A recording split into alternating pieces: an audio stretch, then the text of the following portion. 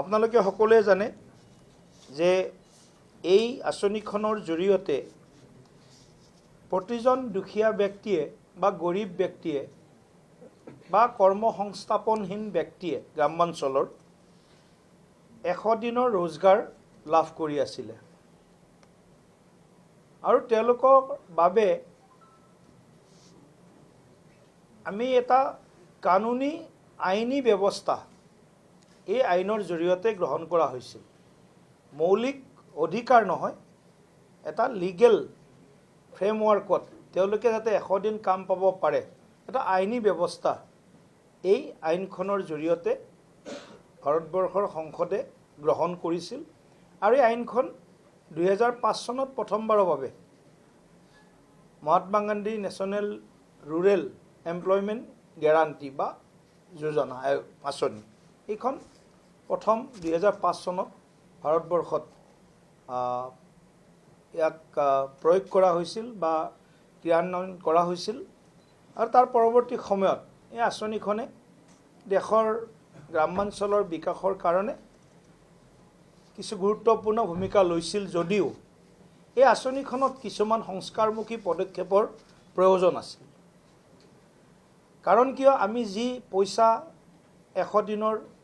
গ্ৰামাঞ্চলৰ ৰাইজৰ বাবে পঠাও এজন ব্যক্তিৰ বিপৰীতে সেই পইচাৰে যি আঁচনি ৰূপায়ণ গ্ৰাম সভাই অনুমোদন জনায় সেই আঁচনিবিলাক ৰূপায়ণ কৰাৰ ব্যৱস্থা আছিল কিন্তু আমি দেখিছো বিভিন্ন স্থানত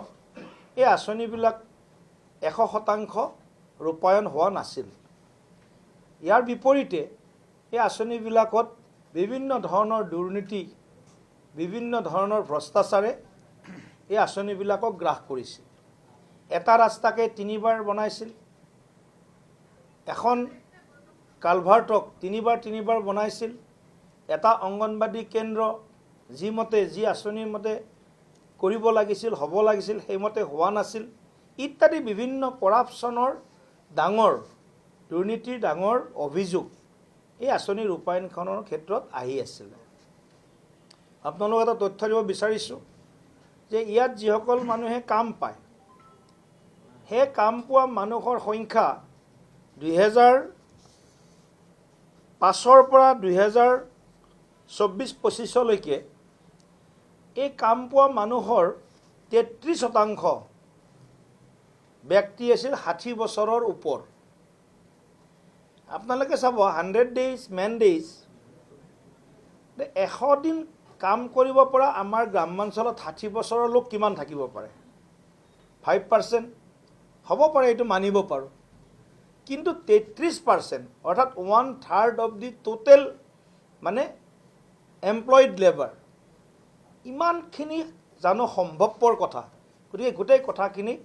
ভাৰত চৰকাৰে খুব গভীৰভাৱে